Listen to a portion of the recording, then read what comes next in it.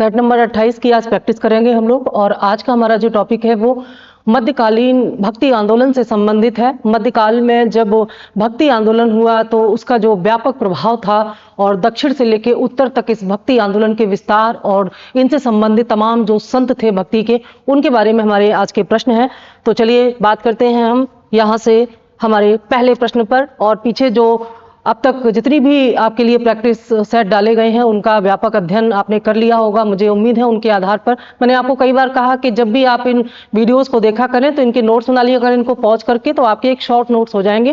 क्योंकि व्याख्या के आधार पर हम ये प्रयास कर रहे हैं कि मैक्सिमम पार्ट को हम यहाँ पर कवर कर सके। तो आने वाले सभी एग्जाम के लिए ये प्रैक्टिस सेट आपके लिए बहुत ही आपको काम आने वाले हैं, उसको ध्यान में रख करके इसको तैयार किया जा रहा है। ये जो भक्ति आंदोलन है, आज के टॉपिक का हमारा जो भक्ति आंदोलन के बारे में थोड़ा सा हम बात कर लें तो उसके बाद आगे क्वेश्चन पर डिस्कस करेंगे।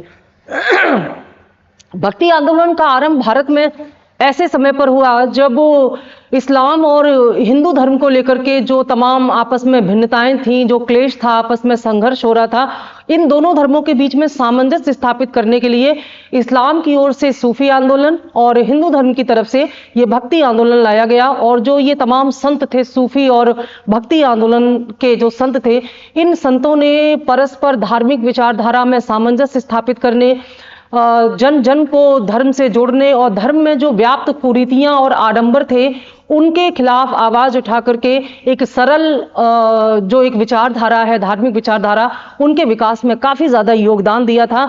तो भक्ति आंदोलन की जहां तक हम बात करते हैं, इससे पहले जो तमाम विचारधाराएं हैं वो ये कुल मिलाकर के ये माना गया है कि मोक्ष की प्राप्ति के 3 मार्ग हैं। तो मोक्ष की प्राप्ति के 3 मार्गों में से एक भक्ति मार्ग जो है ये इस समय आया 14वीं-15वीं शताब्दी में। मोक्ष क्या है? मोक्ष के बारे में जब हम बात करते हैं तो मोक्ष को सब अपनी अपनी विचारधारा के आधार पर व्यक्त करते हैं।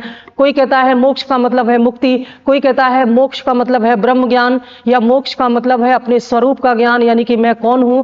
ऐसा ही प्रश्न जब महात्मा बुद्ध के एक प्रकार से उनके जीवन को ही बदल दिया इस प्रश्न ने, जब उन्होंने ये जानने का प्रयास किया कि मैं कौन हूं। ये जो प्रश्न होते हैं इस प्रकार से, जब आप अपने अपने अस्तित्व के बारे में जानने का प्रयास करते हैं, ये आपकी वैचारिक प्रबुद्धता को दर्शाते हैं। जब आप वैचारिक रूप से प्रबुद्ध होते हैं तो आपके दिमाग में ये प्रश्न आता है कि मैं कौन हूं और इस संसार में मेरे आने का जो उद्देश्य है वो क्या है। क्योंकि ये जो सामान्य गतिविधियां हम सुबह से शाम तक जीवन भर जो करते रहते हैं, ये तो हमारे आने का उद्देश्य नहीं हो सकता। यानी कि हम इस संसार में केवल इसलिए तो नहीं आए हैं कि हम बस वही रोजमर्रा नहाना, खाना पीना और अपना नियमित कार्य करना और निरंतर जब तक हम जीवित रहें उसी कार्य को करते रहना, ये उद्देश्य जीवन का नहीं हो सकता। तो फिर जीवन का उद्देश्य क्या है, मैं इस संसार में क्यों हूं, मेरे आने का उद्देश्य क्या है, ये सब जब प्रश्न दिमाग में आते हैं तो उस प्रश्न की खोज में जब व्यक्ति जाता है तो उसकी जब इस प्रश्न का उत्तर मिल जाता है, मेरे हिसाब से मेरा जो व्यक्तिगत अनुभव रहा है, जब इस प्रश्न का उत्तर मिल जाता है कि मैं कौन हूं और इस संसार में मेरे आने का उद्देश्य क्या है, शायद इसी को मोक्ष कहते होंगे। और यह महात्मा बुद्ध और महावीर स्वामी से लेकर के निरंतर आगे चलता रहा और इसी क्रम में आया भक्ति आंदोलन। तो मोक्ष प्राप्ति के 3 मार्ग बताए गए हैं। कौन कौन सा? कर्म मार्ग, दूसरा है ज्ञान मार्ग और तीसरा है भक्ति मार्ग। ठीक है, भक्ति मार्ग। कर्म मार्ग या कर्म कांड, कर्म मार्ग क्या कहता है कि जो तमाम प्रकार के कर्म हैं, यज्ञ आदि हैं, इनके माध्यम से हम मोक्ष की प्राप्ति कर सकते हैं। और इसका स्रोत क्या है? वेद। यानी कि जो हमारे वेद हैं, चारों वेद हैं, इन वेदों के माध्यम से यह पता चलता है कि व्यक्ति को अपने जीवन में कई यज्ञ, हवन आदि जो संस्कार हैं वो करने चाहिए और उनको करने के बाद व्यक्ति को मोक्ष की प्राप्ति हो जाती है। ये कर्म मार्ग है। ज्ञान मार्ग क्या कहता है? ज्ञान मार्ग का स्रोत क्या है? उपनिषद। ये बहुत महत्वपूर्ण है। उपनिषद ही आगे चल करके भक्ति आंदोलन के आधार बने और इन्हीं उपनिषदों से निकले हुए ज्ञान मार्ग को आधार बना करके जो 600 ईसा पूर्व है यहाँ का धार्मिक आंदोलन जो स्टार्ट हुआ है। तो उपनिषद ज्ञान मार्गी है और ज्ञान मार्गी ये कहते हैं या ज्ञान मार्गी ये कहता है कि हम सत्य को जानने के लिए, वास्तविकता को जानने का हमें प्रयास करना चाहिए। कर्म कांड के द्वारा हम मोक्ष की प्राप्ति नहीं कर सकते। तो ये ज्ञान पर ध्यान देता है और उपनिषदों में तमाम आत्मा परमात्मा संबंधी गूढ़ विषयों के बारे में बहुत ही विस्तार से जानकारी दी गई है। तो तमाम जो साहित्य है, जो धार्मिक साहित्य है, शास्त्र हैं, उपनिषद हैं, इनका अध्ययन करने के बाद जब व्यक्ति को ज्ञान की प्राप्ति होती है, वास्तविकता की प्राप्ति होती है, तो वह मोक्ष को प्राप्त हो जाता है। यह कौन सा मार्ग है? ज्ञान मार्ग। तीसरा है भक्ति मार्ग। देखिए, ये कर्म मार्ग और ज्ञान मार्ग सामान्य व्यक्ति की पहुंच से बहुत दूर है। सामान्य व्यक्ति ना तो इतने कर्मकांड कर सकता है और ना ही वह ज्ञान प्राप्त कर सकता है, क्योंकि इस ज्ञान को प्राप्त करने के लिए भी बहुत सारा ज्ञान चाहिए जो कि सामान्य व्यक्तियों के पास नहीं है। तो इसीलिए आरंभ में कर्म और ज्ञान मार्ग की प्रधानता होने के कारण सामान्य व्यक्ति धर्म से दूर हो गया था, वह वास्तविकता को नहीं समझ पाता था और इसी प्रकार से समाज में तमाम कुरीतियां आ गई थी। तो सबसे लास्ट में आया भक्ति आंदोलन। और भक्ति मार्ग जो है ये क्या कहता है कि भगवान से प्रेम करके हम ईश्वर को प्राप्त कर सकते हैं, सत्य का ज्ञान कर सकते हैं।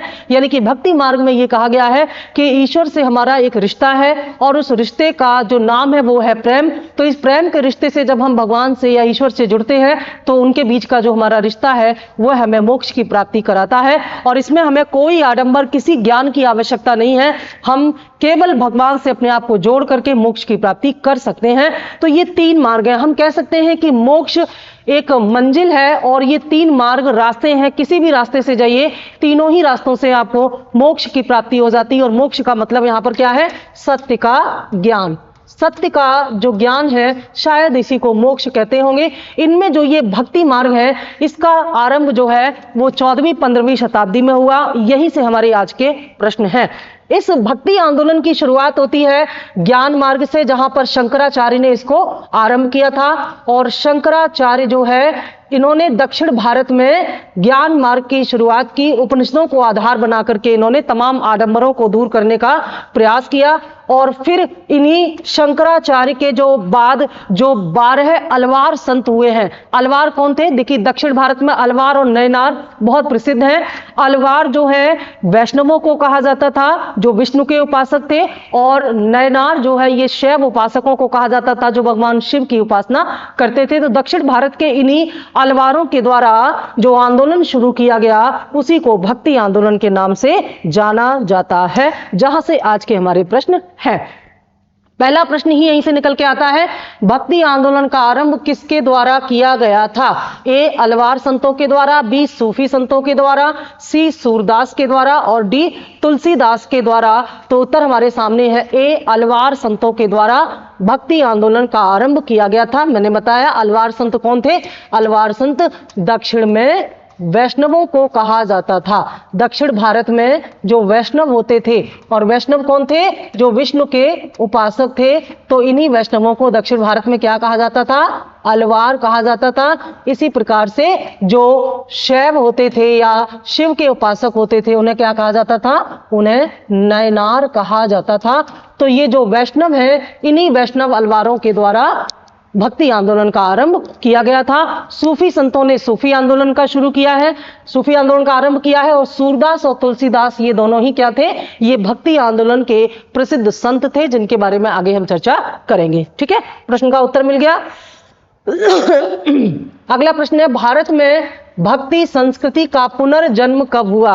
भक्ति संस्कृति का मतलब है भक्ति आंदोलन या भक्ति का पुनर्जन्म।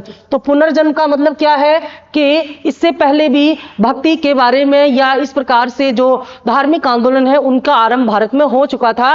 तो भक्ति आंदोलन का पुनर्जन्म कब हुआ है? ए वैदिक काल में, बी 10वीं शताब्दी ईस्वी में, सी 12वीं शताब्दी ईस्वी में और डी 15वीं और 16वीं शताब्दी ईस्वी में। तो इसका सही उत्तर होगा डी 15वीं और 16वीं शताब्दी ईस्वी में जो है भारत में भक्ति आंदोलन या भक्ति संस्कृति का पुनर्जन्म हुआ है। यहां पर आप देखिएगा, भारत में जो भारतीय इतिहास को हम तमाम घटनाओं के आधार पर 3 भाग में बांटते हैं, प्राचीन इतिहास, मध्यकालीन इतिहास और आधुनिक इतिहास। तो प्राचीन इतिहास में जो एक प्रकार से धार्मिक आंदोलन हुआ था, प्राचीन इतिहास में जो धार्मिक आंदोलन हुआ था इसे आप जानते हैं किस नाम से, कब हुआ था? 600 ईसा पूर्व में हुआ था। और 600 ईसा पूर्व में यहाँ पर दो महत्वपूर्ण धर्म निकल के आए, जैन और बौद्ध धर्म। ठीक है, जैन धर्म और बौद्ध धर्म के रूप में दो ऐसे धर्मों का उदय हुआ जिन्होंने पहले से व्याप्त जो धर्म था उसकी कुरीतियों का खंडन किया, आडंबरों का, कर्मकांड का खंडन किया। तो प्राचीन इतिहास में ये आंदोलन हुआ था जिसे हम 600 ईसा पूर्व का धार्मिक सुधार आंदोलन के नाम से जानते हैं। फिर मध्यकालीन भारत में क्या हुआ है? मध्यकालीन भारत में जो है ये भक्ति आंदोलन हुआ और भक्ति आंदोलन के द्वारा फिर से जो प्राचीन धर्म है उसकी कुरीतियों को दूर करने का प्रयास किया गया। उसके बाद आया आधुनिक भारत और आधुनिक भारत में यह जो कार्य है इसे हम धार्मिक सुधार आंदोलन या सामाजिक धार्मिक सुधार आंदोलन के रूप में पढ़ते हैं, जिसका आरंभ राजा राम मोहन राय ने किया। बाद में दयानंद सरस्वती, स्वामी विवेकानंद, तमाम सुधारकों ने तमाम जो आडंबर है, कुरीतियां हैं, उनको दूर करने का प्रयास किया। तो भारत के तीनों ही जो इतिहास है, इतिहास के तीनों कालखंडों में अलग अलग समय पर इस प्रकार के सुधार आंदोलन होते रहे हैं, लेकिन भक्ति आंदोलन इनमें से मध्यकालीन इतिहास में हुआ है। अगला प्रश्न, अगले प्रश्न की ओर बढ़ते हैं। निम्न में से कौन मोक्ष के साधन के रूप में ज्ञान, कर्म और भक्ति को समान महत्व देता है? प्रश्न पूछा जा रहा है इनमें से कौन सा एक साधन है जो कि एक साथ मोक्ष के तीनों साधनों का समर्थन करता है, तीनों साधनों को समान महत्व देता है। अभी मैंने बताया मोक्ष की प्राप्ति के 3 साधन बताए गए हैं, कर्म मार्ग, ज्ञान मार्ग और भक्ति मार्ग। तो इनमें से कौन सा एक है जो तीनों मार्गों को समान महत्व देता है? ए अद्वैत वेदांत, बी विशिष्ट द्वैतवाद सिद्धांत, सी भगवत गीता और डी मीमांसा। ठीक है, इसका उत्तर है सी भगवत गीता।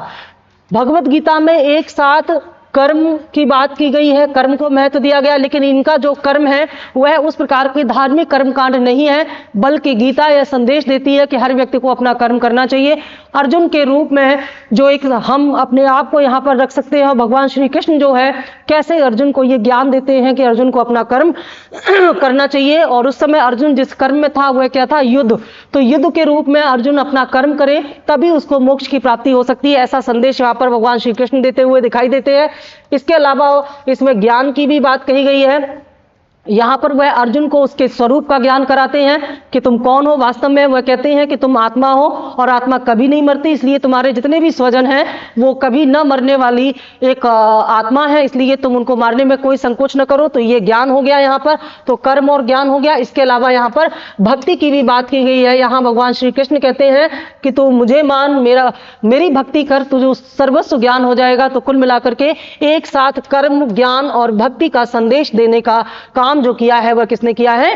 भगवत गीता ने किया है। इसलिए भगवत गीता को संपूर्ण ग्रंथ माना जाता है। अद्वैत वेदांत किसकी बात करता है? यहाँ जो वेदांत सिद्धांत है, ये वेदांत किसको कहा जाता है? उपनिषदों को वेदांत भी कहा जाता है। जो उपनिषद है ये वैदिक साहित्य के सबसे अंत में लिखे गए हैं, इसलिए उपनिषदों को वेदांत भी कहा जाता है। और जो शंकराचार्य थे उन्होंने अद्वैत सिद्धांत दिया है।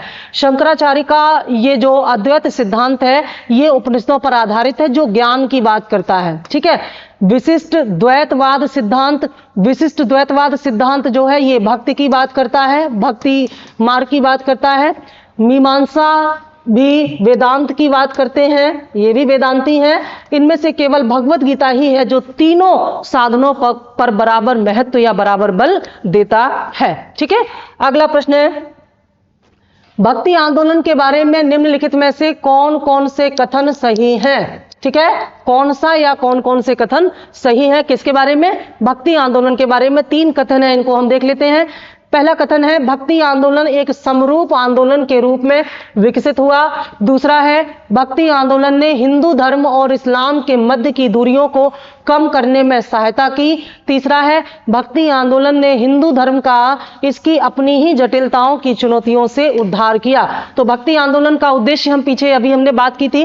भक्ति आंदोलन शुरू ही इसलिए हुआ था कि उस समय जो धर्म में तमाम कुरीतियां जो व्याप्त थी उनको दूर करके एक सरल रास्ता दिया जाए, क्योंकि आम आदमी जब भगवान से जुड़ना चाहता है या धर्म से जुड़ना चाहता है तो उसमें जो जटिलताएं होती हैं उसके कारण वह उससे जुड़ नहीं पाता है, और इसी का फायदा उठाते हैं तमाम जो पाखंडी हैं, वो इसका लाभ उठाते हैं। और ये जो भक्ति आंदोलन था, इसमें यह कहा गया कि हमें किसी माध्यम की आवश्यकता नहीं है और बेहद सरल तरीके से हम भगवान को प्राप्त कर सकते हैं, हम ईश्वर के बारे में जान सकते हैं। तो उसी सरल प्रक्रिया को बताने के लिए इन्होंने भक्ति, और भक्ति करना तो बेहद सरल है। यहाँ पर जितने भी सूफी संत हुए हैं या जितने भी भक्ति संत हुए हैं, इन सभी ने जाति प्रथा का खंडन किया है, इन्होंने वर्ण व्यवस्था को नहीं माना है। ये कहते हैं सभी धर्म और जाति, सभी वर्ण के व्यक्तियों को, सब चाहे वो किसी भी जेंडर में हो, स्त्री हो, पुरुष हो, किसी भी वर्ण व्यवस्था में हो, किसी भी जाति व्यवस्था में हो, उसे भगवान को प्राप्त करने का समान अधिकार है। तो इन्होंने छुआछूत का विरोध किया, भेदभाव का विरोध किया और समाज के सभी व्यक्तियों को बेहद सरल रास्ता बताया ईश्वर तक पहुंचने का, और वह सरल रास्ता था भक्ति मार्ग, यानी कि ईश्वर से प्रेम करना, जो कि किसी भी परिस्थिति में हम कहीं भी हो, किसी भी परिस्थिति में हो, हम उसी परिस्थिति में भगवान के साथ अपना भक्ति का संबंध जोड़ सकते हैं। तो भक्ति आंदोलन ने हिंदू धर्म और इस्लाम धर्म के मध्य की दूरियों को कम करने का प्रयास किया। ये बिल्कुल सही है। पहला कथन सही नहीं है, क्योंकि ये कहता है कि भक्ति आंदोलन समान आंदोलन के रूप में, समान समरूप आंदोलन का मतलब है कि भक्ति आंदोलन का जो विस्तार हुआ है पूरे भारत में समान कारणों से, ऐसा नहीं है। अलग अलग कारणों से भक्ति आंदोलन अलग अलग प्रकार से, अलग अलग रूप में, अलग अलग स्थान पर हुआ है। जैसे चैतन्य महाप्रभु का जो था, मीराबाई का था, तुलसीदास का था, सूरदास का था, रामानंद, रामानुज, वल्लभाचार्य, माधवाचार्य, जितने भी ये संत हुए हैं, अलग अलग कारणों से, स्थानीय कारणों से प्रेरित होकर के इन्होंने यहाँ पर आंदोलन किया है। तो पहला कथन सही नहीं है। दूसरा कथन बिल्कुल सही है। हिंदू और इस्लाम के बीच की जो दूरियां थी, इनको दूर करने का काम इन्होंने किया है, क्योंकि ये बताते हैं कि चाहे कोई भी धर्म हो, हर एक धर्म का सार एक ही है। जैसे कि मैंने बताया, अभी प्रयागराज में आप इसका सबसे अच्छा उदाहरण दे सकते हैं कि प्रयागराज में संगम में स्नान करने के लिए लोग अलग अलग रास्तों से, कोई कहीं से आ रहा है, कोई कहीं से आ रहा है, लेकिन एक संगम हो जाता है जब यहाँ पर आकर के सब इकट्ठा होते हैं, क्योंकि उद्देश्य है सबका गंगा स्नान। ऐसे ही यहाँ पर जितने भी धर्म हैं, जितने भी संप्रदाय हैं, उन सब का एक ही उद्देश्य है, आखिरी मंजिल एक ही है, और वह है ईश्वर की प्राप्ति करना। फिर चाहे वह किसी भी मार्ग से क्यों ना आए, मंजिल एक ही है। इस बात को बताने का काम सूफी और भक्ति संतों ने किया, और बेहद सराहनीय कार्य था इन दोनों का। इसीलिए इन्होंने बाह्य आडंबर, कट्टरता का विरोध किया और बेहद सरल तरीके से ईश्वर प्राप्ति का जो उपाय है वो लोगों तक पहुंचाया। तो दूसरा बिल्कुल सही है। तीसरा क्या है? भक्ति आंदोलन ने हिंदू धर्म का इसकी अपनी ही जटिलताओं और चुनौतियों से उद्धार किया। यह कथन भी बिल्कुल सही है, क्योंकि हिंदू धर्म में जो तमाम जटिलताएं और कुरीतियां आ गई थी, जिनकी वजह से जाति व्यवस्था, वर्ण व्यवस्था कट्टर हो गई थी, लोग आपस में ही टूट रहे थे, अलग हो रहे थे, उसको जोड़ने का काम किया भक्ति आंदोलन ने। क्योंकि जब हम एक ही आराध्य के लिए आराधना करते हैं तो हम सबके बीच में एक आंतरिक संबंध जुड़ जाता है, जो हमें आपस में कनेक्ट करता है, बॉन्ड करता है। ये काम भक्ति आंदोलन ने किया यहां पर। तो इनमें से कौन कौन से कथन सही हैं? दूसरा और तीसरा कथन सही है। आंसर हो जाएगा ऑप्शन बी। अगला प्रश्न, सभी भक्ति संतों के मध्य एक समान विशेषता थी। प्रश्न पूछा जा रहा है इनमें से कौन सी विशेषता थी जो सभी जो भक्ति संत थे अलग अलग समय और परिस्थितियों में उन्होंने अपना आंदोलन चलाया, लेकिन इनमें से कुछ विशेषताएं जो कॉमन थी वो कौन सी है? ए, अपनी वाणी को उस भाषा में लिखा जिसे उनके भक्त समझते थे। बी, पुरोहित वर्ग की सत्ता को नकारा। सी, स्त्रियों को मंदिर जाने के लिए प्रोत्साहित किया। और डी, मूर्ति पूजा को प्रोत्साहित किया। ठीक है, तो इनमें से एक बात ऐसी है जो सभी सूफी संतों के अंदर समान रूप से पाई जाती थी। बाकी मतों में उनके विभाजन देखा गया, लेकिन जो उनमें समानता थी वो थी ए, अपनी वाणी को उस भाषा में लिखा जिसे उनके भक्त समझते थे। जैसे जो संत जिस स्थान से बिलोंग करता था उसने स्थानीय भाषा को आधार बना करके ही अपनी बातें, अपनी कविताएं, अपने दोहे आदि लिखे, और वह स्थानीय जनता को आसानी से समझ में आ जाते थे। इसीलिए भक्ति आंदोलन का संदेश दूर दूर तक पहुंचा। जैसे मान लीजिए अगर उत्तर प्रदेश में है कोई सूफी संत तो वो हिंदी को अपनी माध्यम बनाएगा, या राजस्थान में है तो राजस्थानी को, जैसे मीराबाई का देखिए तमाम राजस्थानी उन्होंने छंद और दोहे लिखे हैं। ऐसे ही तुलसीदास ने अवधी भाषा में रामचरितमानस लिखा है, सूरदास ने अपनी भाषा में। तो ये जो स्थानीय भाषाएं थी, इन्हीं स्थानीय भाषाओं को आधार बना करके इन संतों ने ये जो काम किया है, इसी वजह से स्थानीय लोग उनकी वाणी को, उनके द्वारा दिए गए उपदेशों को और संदेशों तक समझ पाए और उन्हें अपने जीवन में आत्मसात आत्मसात कर पाए। यह भक्ति आंदोलन की सफलता का भी बहुत बड़ा कारण था और भक्ति आंदोलन के कारण ही उस समय स्थानीय भाषा और स्थानीय साहित्य का विकास भी हुआ था, यहां पर हम ये कह सकते हैं। ठीक है, बाकी इन सब में मतभेद थे। जैसे मूर्ति पूजा की हम बात करें तो मूर्ति पूजा का समर्थन करने वाले एकमात्र जो भक्ति संत थे वो थे महाप्रभु चैतन्य। महाप्रभु चैतन्य जो है ये कहां पर थे? बंगाल के नदिया जिले में इनका जन्म हुआ था। तो चैतन्य महाप्रभु इकलौते सूफी भक्ति संत थे जिन्होंने मूर्ति पूजा का समर्थन किया है। बाकी सबकी अपनी अपनी राय थी। जैसे कबीर निर्गुण की बात करते हैं, ठीक है, और तुलसीदास जी मूर्ति पूजा की बात ही नहीं करते, क्योंकि वह कहते हैं कि केवल हमें जो अपने आराध्य देव का नाम लेना चाहिए, उनको याद करना चाहिए, हमें और किसी माध्यम की आवश्यकता नहीं है। लेकिन ये जो कथन है ये सभी संतों के बारे में समान रूप से हम कह सकते हैं। अगला हमारा प्रश्न, किस संत ने अद्वैतवाद का प्रतिपादन किया है? किस संत ने अद्वैतवाद का प्रतिपादन किया है? अद्वैतवाद का मतलब क्या होता है? देखिए इसका आंसर हो जाएगा शंकराचार्य। ए शंकराचार्य इसका सही आंसर हो जाएगा। जब हम अद्वैतवाद की बात करते हैं तो अद्वैतवाद एक ऐसी विचारधारा होती है जिसमें हम हमारे जो आत्मा और परमात्मा है उनके संबंधों की हम बात करते हैं। और ये अद्वैतवाद ये कहता है कि केवल ब्रह्म की सत्ता है, यानी कि ब्रह्म ही सत्य है, जीव ब्रह्म का ही एक अंश है और ये अंतिम अपनी इसकी जो गति है जीव की, वो अंतिम गति या अंतिम उद्देश्य है जीव का परमात्मा में विलय हो जाना। तो केवल एक ही की ही सत्ता है और वह है ब्रह्म। ठीक है, क्या कहते हैं? ये ब्रह्म ही सत्य है या ब्रह्म की ही सत्ता है, बाकी जीव की कोई सत्ता कोई अस्तित्व नहीं है और जीव का एक ही लक्ष्य है ब्रह्म में विलीन हो जाना। यह अद्वैतवाद है, यह शंकराचार्य का मत था। इन्होंने ही अद्वैतवाद का प्रचार प्रसार किया है। बाकी जो तमाम संत हैं, सूफी संत हैं, तमाम भक्ति संत हैं, इन्होंने अलग अलग मत दिए हैं। कोई कहता है नहीं कि जगत मिथ्या नहीं है, जगत भी उतना ही सत्य है जितना कि ईश्वर, आत्मा भी उतनी ही सत्य है। तो ये अपने अपने मत हैं सबके, सबने अपने अपने व्यक्तिगत मतों के आधार पर अपने अपने जो पंथ हैं उनकी स्थापना की है। प्रच्छन्न बौद्ध किसे कहा जाता है? प्रच्छन्न का मतलब होता है छुपा हुआ या बिखरा हुआ या ऐसा विचार जो कि आंतरिक रूप से बौद्ध मत से ताल्लुक रखता है या बौद्ध मत से समानता रखता है। इनमें से कौन सा है जिसे प्रच्छन्न बौद्ध कहा जाता है? तो ए शंकर या शंकराचार्य, बी कपिल, सी रामानुज और डी पतंजलि। तो आपने कई जगह देखा होगा कि जो शंकराचार्य हैं, शंकराचार्य को प्रच्छन्न बौद्ध भी कहा जाता था। ऐसा क्यों कहा जाता था इनको? ऐसा इसलिए कहा जाता था कि देखिए शंकराचार्य के लिए प्रच्छन्न बौद्ध शब्द का उल्लेख पहली बार रामानुज ने किया था। किसने किया था? रामानुज ने किया था। और ऐसा इसलिए किया था क्योंकि शंकराचार्य की जो विचारधारा है वो कहीं ना कहीं किससे मिलती थी? बौद्ध धर्म की महायान शाखा से मिलती थी। बौद्ध धर्म आगे जाकर के दो भागों में विभाजित हो गया था, महायान और हीनयान शाखा। तो हीनयान जो है वो पारंपरिक जो बौद्ध थे, जो परंपरागत तौर पर पहले से ही चले आ रहे थे, लेकिन महायान बौद्ध वे थे जिन्होंने अपने बौद्ध धर्म में परिवर्तन किया समय के अनुरूप, यानी कि फ्लेक्सिबल थे या परिवर्तनवादी थे। तो इसी महायान शाखा से प्रेरित थे शंकराचार्य, ऐसा रामानुज और बाकी लोगों ने माना है। तो रामानुज ने ही पहली बार शंकराचार्य को प्रच्छन्न बौद्ध कहा है और तब से इनके लिए ये शब्द इस्तेमाल किया जाने लगा है। प्रच्छन्न बौद्ध का मतलब ही होता है एक इनकी विचारधारा जो है उपनिषदों के साथ साथ महायान बौद्ध शाखा से भी मिलती थी, क्योंकि बौद्ध धर्म में भी महायान शाखा में भी देखिए आगे चल करके क्या हुआ था।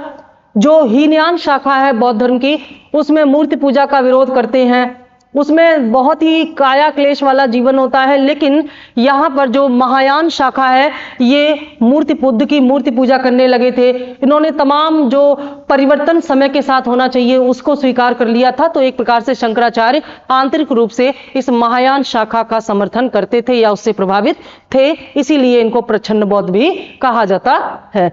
निम्नलिखित कथनों में से कौन सा 8वीं शताब्दी के संत शंकराचार्य के बारे में सही नहीं है? शंकराचार्य के बारे में क्या सही नहीं है? ए, इन्होंने भारत के विभिन्न क्षेत्रों में 4 धाम स्थापित किए। बी, इन्होंने बौद्ध तथा जैन धर्मों के विस्तार पर रोक लगाई। सी, इन्होंने प्रयाग को तीर्थराज का नाम दिया।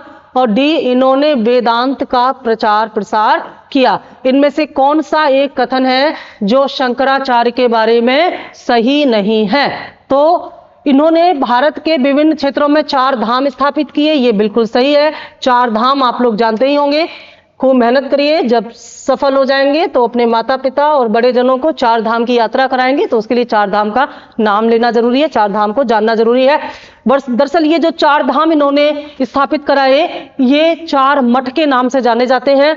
उत्तर भारत में इन्होंने बद्रीनाथ की स्थापना की। बद्रीनाथ कहां पर? उत्तर में। चारों दिशाओं में कराया था इन्होंने, क्योंकि चारों दिशाओं में ये इसका प्रचार करना चाहते थे। तो उत्तर में बद्रीनाथ, थोड़ा सा इसको हम अच्छे से बता दें आपको। उत्तर में बद्रीनाथ याद कर लेना इनको। और दक्षिण में श्रृंगेरी मठ, जो कि रामेश्वरम में है, श्रृंगेरी मठ, ठीक है। दक्षिण भारत में श्रृंगेरी मठ और उत्तर भारत में बद्रीनाथ। इसके अलावा पूर्वी भारत में या पूर्वी क्षेत्र में यहां पर पुरी या जगन्नाथपुरी, जिसको हम कहते हैं, उड़ीसा में है पुरी। और क्या बचा यहां पर? पश्चिमी भारत में इन्होंने द्वारका पीठ की स्थापना की थी। द्वारका कहां पर है? वर्तमान में गुजरात में है द्वारका। तो ये जो 4 धाम है, बद्रीनाथ, जगन्नाथपुरी, द्वारका और श्रृंगेरी या रामेश्वरम, ये 4 धाम आज भी भारत के जो हिंदू समाज है उसमें बहुत ही पवित्र माना जाता है। और 4 धाम को जीवन का लक्ष्य मानते हैं कुछ लोग, इनकी यात्रा पर भी जानते हैं। तो ऐसा इन्होंने क्यों किया था? ऐसा इन्होंने इसलिए किया था क्योंकि भारत के कोने कोने में, चारों दिशाओं में ये धर्म का प्रचार करना चाहते थे और लोगों को एक सूत्र में बांधना चाहते थे। इसलिए इन्होंने जो शंकराचार्य ने इन 4 धाम की स्थापना की। दूसरा कह रहा है कि इन्होंने बौद्ध और जैन धर्मों के विस्तार पर रोक लगाई। देखिए, इन्होंने प्रत्यक्ष रूप से इनके विस्तार पर रोक तो नहीं लगाई, लेकिन हाँ अप्रत्यक्ष रूप से जैसे जैसे जो हिंदू धर्म का प्रचार प्रसार होता गया, वेदांत का प्रचार प्रसार होता गया, तमाम जटिलताएं और जो इसमें जो दुर्भावनाएं थी हिंदू धर्म में, वो दूर होने लगी। तो लोगों के मन में हिंदू धर्म के प्रति सम्मान आया और जैन और बौद्ध धर्म धीरे धीरे कम हुआ इससे। तो कहीं ना कहीं इन्होंने बौद्ध धर्म में और जैन धर्म के विस्तार पर भी रोक लगी। ये भी सही है, ये भी सही है। इन्होंने प्रयाग को तीर्थराज नाम दिया, ये वाला कथन सही नहीं है, इसलिए हमारा उत्तर हो जाएगा सी। यह सही नहीं है क्योंकि प्रयाग को तीर्थराज का नाम जो है ये शंकराचार्य ने नहीं दिया था। ये नाम जो प्रयागराज नाम है बड़ा ही महत्वपूर्ण है, अभी अभी बदला गया है। इससे पहले इलाहाबाद नाम था। इलाहाबाद नाम जो है ये अकबर ने दिया था और अकबर ने दीने इलाही चलाया था। इसी दीने इलाही के नाम पर यहाँ का नाम प्रयागराज से बदल करके इलाहाबाद कर दिया गया, जिसे वर्तमान सरकार ने पुनः प्रयागराज कर दिया है। तो प्रयागराज जो नाम है इसका, उसी प्रयागराज को तीर्थराज इन्होंने बिल्कुल नहीं कहा है। प्रयाग का मतलब यहाँ पर बताया गया है। अलग अलग जो धार्मिक साहित्य, ऐतिहासिक साहित्य है, तो स्कंद पुराण में कहा गया है कि प्रयाग का मतलब है प्रयाग, याग का मतलब है यज्ञ, यानी कि वह स्थान जो यज्ञ के लिए सबसे उचित है। यज्ञ के लिए सबसे उचित स्थान या यज्ञ के लिए प्रसिद्ध स्थान, उसे प्रयाग कहा जाएगा। ये बात कहां पर लिखी गई है? स्कंद पुराण में लिखी गई है। इसके अलावा महाभारत में ये कहा गया है कि गंगा, यमुना और सरस्वती के त्रिवेणी पर ब्रह्मा ने यज्ञ किया था, अतः यज्ञ भूमि होने के कारण इसे प्रयाग कहा गया। और प्रयाग का जो तीर्थ है वह सभी तीर्थों में उत्तम, यानी कि तीर्थराज के नाम से जाना जाएगा, इसीलिए प्रयागराज को तीर्थराज भी कहते हैं। लेकिन शंकराचार्य ने यह नाम नहीं दिया था। इनमें तमाम जो साहित्यिक स्रोत हैं उनके आधार पर यह पता चलता है। इसके अलावा और क्या इसमें कथन है? इन्होंने वेदांत का प्रसार किया। बिल्कुल सही बात है। वेदांत का मतलब ही होता है उपनिषद, और इनका पूरा जो ज्ञान है वो उपनिषद पर ही आधारित था। पूरा इनका विचार उपनिषद पर ही आधारित था।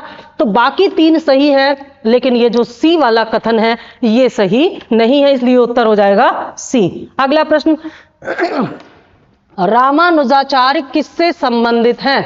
रामानुजाचार्य का नाम अभी मैंने लिया था। रामानुजाचार्य किससे संबंधित है? ए भक्ति, बी द्वैतवाद, सी विशिष्टाद्वैतवाद और डी एकेश्वरवाद। तो रामानुज का जो विचार है वो किससे प्रेरित था, ये प्रश्न यहां पर पूछा गया है। आंसर हो जाएगा ऑप्शन सी, रामानुज विशिष्टाद्वैत विचार का समर्थन करते थे। इनका जो मत है वो विशिष्टाद्वैत पर आधारित है और ये बहुत ही प्रसिद्ध भक्ति संत थे। तो विशिष्टाद्वैत क्या कहता है? विशिष्टाद्वैत कहता है कि ईश्वर, जगत और जीव तीनों ही सत्य हैं। विशिष्टाद्वैत का मत क्या कहता है कि ईश्वर भी सत्य है, जगत भी सत्य है, जो संसार है दिखाई दे रहा है, और जीव भी सत्य है, ये तीनों ही सत्य हैं। लेकिन अद्वैतवाद क्या कह रहा था? अद्वैतवाद कहता था केवल ईश्वर या ब्रह्म ही सत्य है, जीव सत्य नहीं है, दो नहीं है, बल्कि जीव का उसमें विलय हो जाता है। ये कहते हैं नहीं, तीनों ही सत्य हैं। ठीक है, और ये कहते हैं रामानुजाचार्य कि मोक्ष की प्राप्ति के लिए ईश्वर की कृपा बहुत जरूरी है, इसलिए मनुष्य को ईश्वर की आराधना या भक्ति या प्रेम करना चाहिए, उनसे अपना संबंध जोड़ना चाहिए, यही मोक्ष की प्राप्ति का साधन है। जबकि अद्वैतवाद कहता है कि भक्ति या प्रेम की आवश्यकता नहीं है, क्योंकि ये दो है ही नहीं, जीव और जो ईश्वर है वो दो नहीं है, ऐसा अद्वैतवाद कहता है। और जीव को केवल इतना जानना है कि उसका स्वरूप क्या है, जैसे ही वो अपना स्वरूप जान लेता है फिर वो दो नहीं रह जाते, एक ही रहते हैं। यह अद्वैतवाद में है, जबकि इसमें विशिष्टाद्वैत में तीनों के अस्तित्व की बात कही गई है। ये रामानुजाचार्य का मत था या संप्रदाय था। रामानुज के अनुयायियों को क्या कहा जाता है? रामानुज के अनुयायियों को क्या कहा जाता है? ए शैव, बी वैष्णव, सी अद्वैतवादी और डी अवधूत। सही आंसर होगा बी वैष्णव। जो रामानुज के अनुयायी थे इनको क्या कहा जाता है? वैष्णव। और रामानुज के जो शिष्य थे, रामानुज के सबसे महत्वपूर्ण जो शिष्य थे उनका नाम आप जानते हैं, रामानंद। क्या नाम था इनका? रामानंद। और रामानंद ही वह पहले संत थे, भक्ति संत थे, जो कि भक्ति आंदोलन को दक्षिण भारत से उत्तर भारत में लेकर के आए।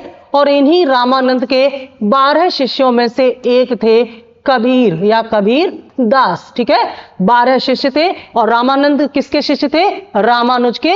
तो रामानुज कौन थे? वैष्णव थे। इसका मतलब है ये सब वैष्णव संप्रदाय से ही संबंधित संत थे। ठीक है, अगला है मध्यकालीन भारत के निम्नलिखित में से किस संत का जन्म प्रयाग में हुआ था? प्रयाग मतलब यही प्रयागराज में किसका जन्म हुआ था? ए कुंभन दास का, बी रामानंद का, सी रैदास का और डी तुलसीदास का। तो सही उत्तर हो जाएगा बी रामानंद का। रामानंद का जन्म जो है प्रयागराज में हुआ था, प्रयाग में हुआ था, और इन्होंने ही उत्तर भारत में भक्ति आंदोलन का प्रचार प्रसार किया। रामानंद के बारे में थोड़ा सा हम जान लेते हैं। ये रामानुज के शिष्य थे। इन्हें दक्षिण एवं उत्तर भारत के मध्य भक्ति आंदोलन का सेतु कहा जाता है या ब्रिज कहा जाता है। और ये राम के उपासक थे। ठीक है, ये भगवान श्री राम को अपना आराध्य मानते थे और इन्होंने हिंदी में उपदेश दिए।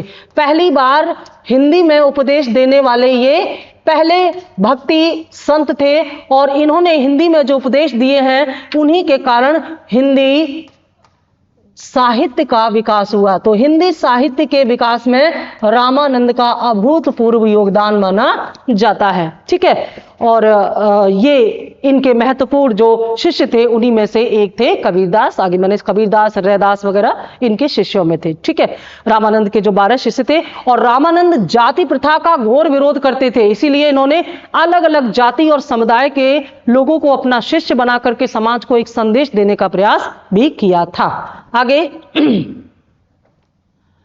कोई व्यक्ति किसी व्यक्ति से उसका धर्म, संप्रदाय या जाति ना पूछे, यह कथन किसका है? ए कबीर, बी रामानंद, सी रामानुज और डी चैतन्य। तो अभी अभी मैंने आपको बताया कि जो रामानंद थे ये छुआछूत और जाति प्रथा के घोर विरोधी थे। इन्होंने कहा कि किसी भी व्यक्ति से उसकी जाति धर्म पूछना नहीं चाहिए, ऐसा इनका विचार था। ठीक है, और ये रामानंद जो है इनके रामानुज के शिष्य थे और कबीर इनके शिष्य थे। और चैतन्य महाप्रभु बंगाल में बहुत ही महत्वपूर्ण सूफी संत थे। चैतन्य महाप्रभु ने पहली बार कीर्तन प्रणाली शुरू की। ये कहते इन्होंने भगवान की भक्ति में कीर्तन को और नृत्य को पहली बार शामिल किया था।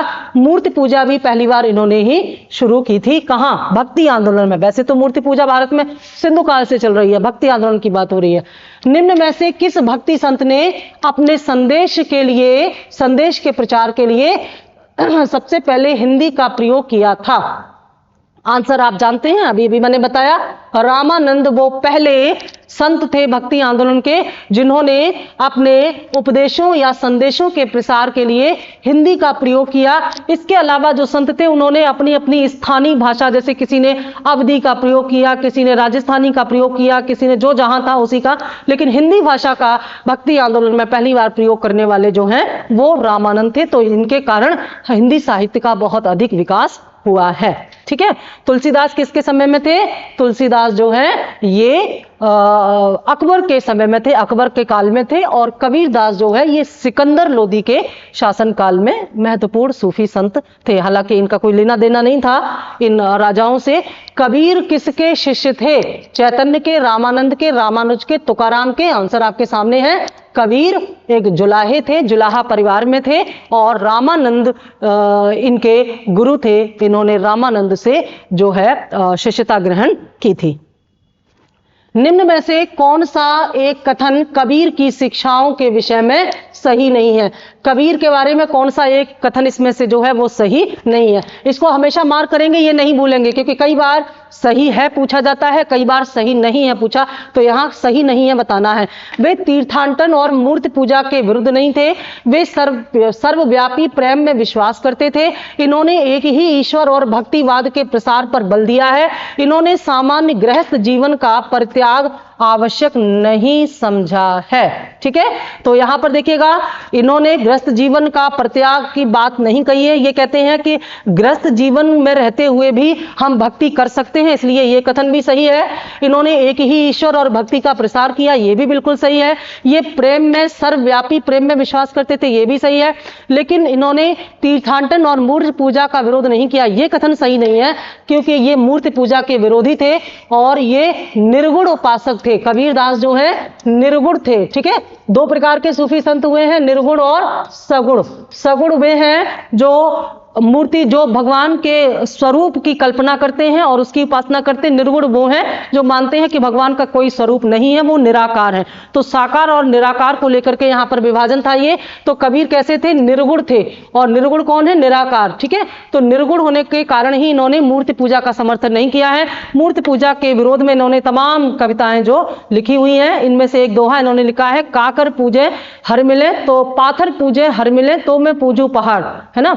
तो ये कहते हैं कि अगर ये मूर्ति पूजा जो है इससे विरोधाभास होता है आपस में, जो है एक तरह से मूर्ति पूजा के चक्कर में धार्मिक आडंबर धर्म में आ जाते हैं, इसलिए ये इसका विरोध करते हैं।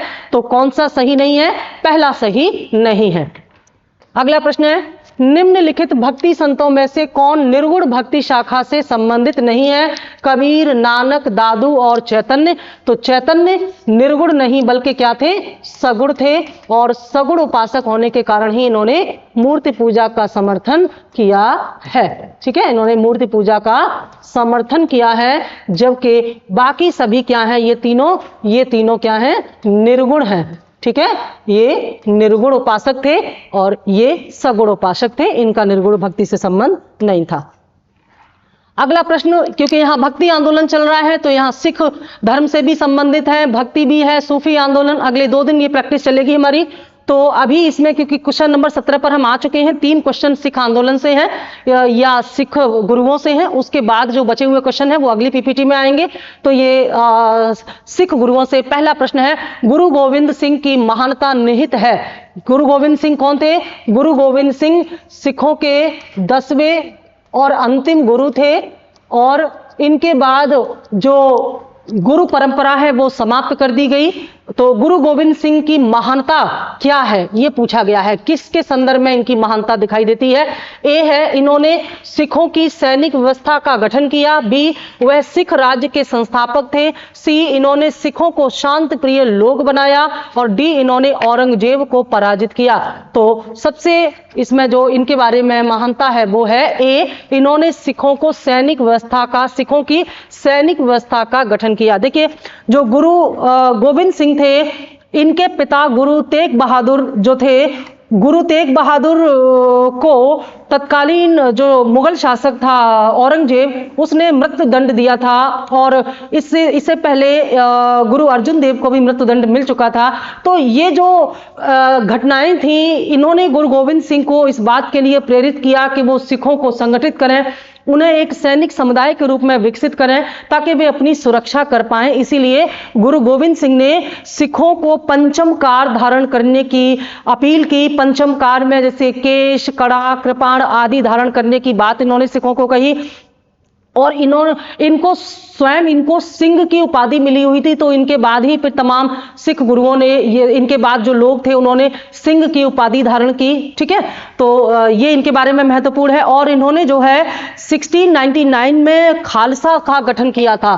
खालसा दल का गठन इन्होंने 1699 में किया था। और इन्होंने सिखों को ट्रेनिंग के द्वारा, इन्होंने कहा कि एक प्रकार से स्वयं सुरक्षा के लिए ट्रेनिंग लेकर के उन्हें अपने आप को संगठित करना चाहिए, जिससे कि वे अपने धर्म और स्वयं पर आने वाले खतरे से अपने आप को संभाल सकें या बचा सकें। और गुरु गोविंद सिंह का जो जन्म है बिहार के पटना में हुआ था, जहां पटना साहिब गुरुद्वारा बहुत फेमस है। 1666 ईस्वी में इनका यहाँ पर जन्म हुआ था पटना में। ठीक है, और इन्होंने सिखों को सैनिक शक्ति के रूप में संगठित किया। ये इनकी सबसे बड़ी उपलब्धि थी गुरु गोविंद सिंह की। ठीक है, और फिर ये जो गुरु गोविंद सिंह है, जब औरंगजेब के बाद अगला शासक आया जब, तो उसी के साथ, क्योंकि उसके बाद औरंगजेब के बाद फिर मुगलों के साथ थोड़े से सिखों के गुरुओं के संबंध अच्छे हो गए थे। आगे जब हम पढ़ाएंगे तो बताएंगे, अगली पीपीटी में आपको गुरुओं का पूरा इतिहास हम बताएंगे, कौन थे ये गुरु और मुगलों के साथ इनके रिश्ते कैसे कड़वे हुए। जबकि अकबर के समय में इन गुरुओं के साथ, सिख गुरुओं के साथ मुगलों के संबंध बहुत अच्छे थे। तो उसके बाद कैसे इनके संबंधों में खटास आई और कैसे इस हद तक पहुंचे कि इन गुरुओं को अपने आप को एक सैनिक संगठन के रूप में परिवर्तित करने की आवश्यकता हुई प्रतिक्रिया के स्वरूप में। तो ये इनके बारे में एक इनकी विशेषता है, इनका स्वरूप है, इनकी पहचान है गुरु गोविंद साहब की। किसकी समाधि के कारण नांदेड़ गुरुद्वारा सिखों द्वारा पवित्र माना जाता है? यानी कि नांदेड़ में किसकी समाधि है जहां पर एक गुरुद्वारा है और जिसकी वजह से नांदेड़ जो है वो क्या माना जाता है? पवित्र माना जाता है, सिखों में बहुत पवित्र स्थान माना जाता है। उसके बारे में ये पूछा गया है। तो ध्यान रखिएगा कि जब गुरु गोविंद सिंह जो थे, गुरु गोविंद सिंह की जो हत्या है एक अफगान सैनिक, पठान सैनिक के द्वारा नांदेड़ में कर दी गई थी। जब गुरु गोविंद सिंह जो बहादुर शाह प्रथम के साथ, औरंगजेब के बाद बहादुर शाह प्रथम बैठा है गद्दी पर मुगलों की, तो बहादुर शाह प्रथम के साथ गुरुओं के संबंध अच्छे थे। तो बहादुर शाह प्रथम का एक दक्षिण अभियान था, उसमें गुरु गोविंद सिंह ने सहायता दी और वहां पर उसकी सहायता के लिए जब गए तो वहीं पर एक अफगान पठान सैनिक था, उसने धोखे से गुरु के ऊपर वार किया चाकू से और उसी में घायल होकर के बाद में गुरु का देहांत हो गया। और उसी नांदेड़ नामक स्थान पर गुरु गोविंद सिंह की समाधि बना दी गई है। और यहां पर रणजीत सिंह ने गुरुद्वारा बनाया जो कि नांदेड़ गुरुद्वारा के नाम से प्रसिद्ध है और सिखों का बहुत ही पवित्र स्थान है। तो ये इसके बारे में महत्वपूर्ण कथन है। 1708 ईस्वी में महाराजा रणजीत सिंह ने यहाँ पर नांदेड़ में गुरुद्वारा जो किसकी याद में? गुरु गोविंद सिंह की स्मृति में बनाई थी। सही उत्तर होगा डी, गुरु गोविंद सिंह की समाधि है नांदेड़ में, क्योंकि इनकी मृत्यु उसी स्थान पर हुई और वहीं पर इनकी बाद में समाधि और गुरुद्वारा बना दिया गया। ठीक है, अगले टॉपिक में हम गुरुओं का पूरा इतिहास आपको बताएंगे थोड़ा सा, तो वो समझ जाएंगे आप। निम्नलिखित में से किन सिख गुरुओं को तत्कालीन शासकों द्वारा मृत्यु दंड दिया गया था? कौन थे ये शासक? ये शासक तत्कालीन समय में मुगल शासक थे। तो पहला है गुरु अंगद, दूसरा गुरु अर्जुन देव, तीसरा गुरु हरगोविंद और चौथा गुरु तेग बहादुर। तो अभी मैंने बताया कि गुरु अर्जुन देव और गुरु तेग बहादुर, यानी कि दूसरा और चौथा, गुरु अर्जुन देव और गुरु तेग बहादुर को जो है मृत्यु दंड दिया गया था। गुरु अर्जुन देव को मृत्यु दंड किसने दिया था? गुरु अर्जुन देव को मृत्यु दंड जहांगीर ने दिया था। जहांगीर, मुगल शासक जहांगीर ने दिया था। और गुरु तेग बहादुर को औरंगजेब ने मृत्यु दंड दिया था। कारण क्या था? देखिए, जब अकबर के समय में इनके संबंध बहुत अच्छे थे, लेकिन जहांगीर के समय में संबंध खराब होना शुरू हो गए थे। और जहांगीर का एक विद्रोही पुत्र था खुसरो, ठीक है, इलाहाबाद में जो खुसरो बाग है या खुसरो पार्क है, इसी के नाम पर है। तो जहांगीर का विद्रोही पुत्र, जहांगीर ने सलीम के रूप में स्वयं विद्रोह किया था अपने पिता अकबर के शासनकाल में, तो यही इनके पुत्र ने इनके साथ किया। तो खुसरो ने जब जहांगीर के विरुद्ध विद्रोह किया तो गुरु अर्जुन देव के पास खुसरो सहायता के लिए गया। गुरु अर्जुन देव के पास जब ये सहायता के लिए गया, उनकी शरण में गया, तो गुरु अर्जुन देव ने इस खुसरो को सहायता की और सहायता का वचन दिया। इससे जहांगीर नाराज हो गया और इसने गुरु अर्जुन देव को मृत्यु दंड की सजा सुनाई, ठीक है। इसी के बाद फिर गुरुओं के साथ मुगलों के संबंध बहुत ज्यादा खराब हो गए थे। और गुरु तेग बहादुर को औरंगजेब ने जो मृत्यु दंड सुनाया, उसके पीछे धार्मिक कारण था, ठीक है। धार्मिक कारण यह था कि जिस प्रकार से गुरुओं का महत्व बढ़ रहा था, गुरुओं की प्रशंसा बढ़ रही थी, उनके संदेश जन जन तक जा रहे थे, उससे यह मुगल शासक औरंगजेब बहुत भयभीत था।